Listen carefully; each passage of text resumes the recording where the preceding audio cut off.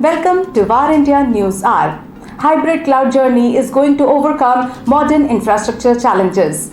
Multi-cloud has all but become the new normal, and the multi-cloud strategy can help organizations build competitive differentiation and prevent expensive vendor lock-in.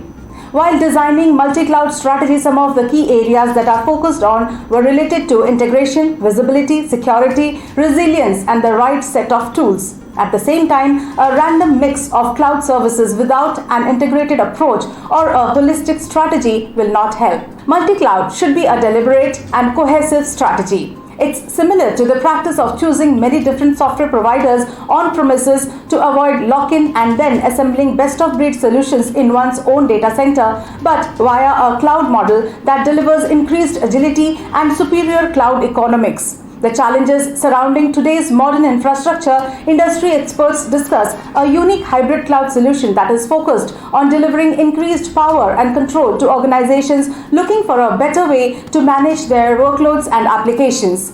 Certain industry experts suggest that hybrid and multi-cloud architectures helps in power real-time interoperability between all of the systems, applications, and data stores that run across any number of on-premises and cloud environments, so you can innovate faster, increase revenue, reduce risk, and maximize the value of cloud.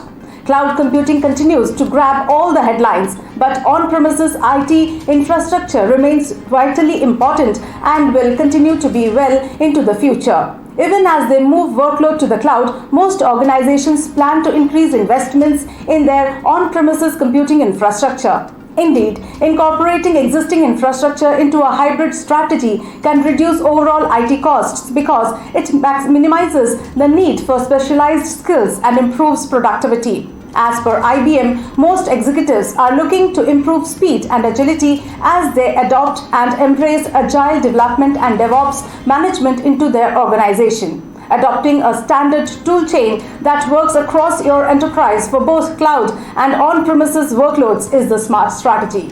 Let's look into today's headlines in VAR India. US to offer $10 million reward for information on DarkSide ransomware.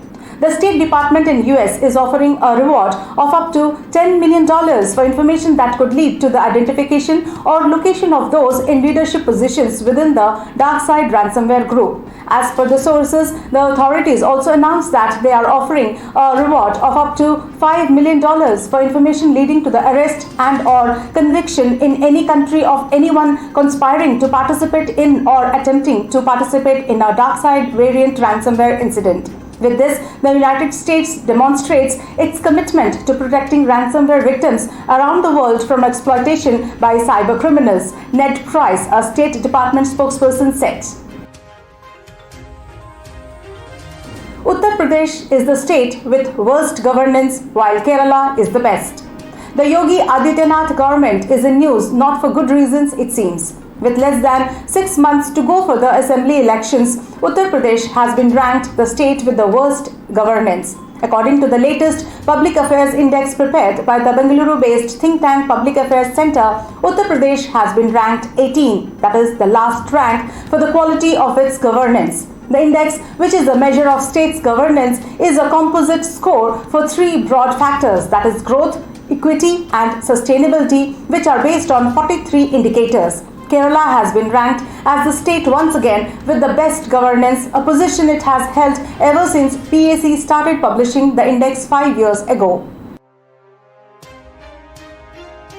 Alphabet to discover new drugs using artificial intelligence. Alphabet has launched a new company called Isomorphic Laboratories aimed to use artificial intelligence for drug discovery. It will leverage the success of DeepMind, another Alphabet subsidiary that uses artificial intelligence to predict the 3D structure of a protein directly from its amino acid sequence. Isomorphic Labs is a commercial venture with a mission to reimagine the entire drug discovery process from the ground up with an artificial intelligence first approach and ultimately to model and understand some of the fundamental mechanisms of life, DeepMind CEO Demis Hassabis wrote in his blog post. DOT fixes December 2022 as the deadline for transition to new IP addresses. The role of the IP addresses help in identifying and connecting various devices and servers onto the internet. The Department of Telecommunications has fixed December 2022 as the deadline for the internet service providers to customize their network as well as change modem and routers at customers' premises for the services as per the Internet Protocol address IPv6. As per the orders, the DOT has set June 30th, 2022 as the last date for government organization for complete transition to IPv6, according to an official note issued on November 2nd, and all new retail wireline customer connections provided by service providers after December 31st, 2022 shall be capable of carrying IPv6 traffic either on dual stack or native IPv6.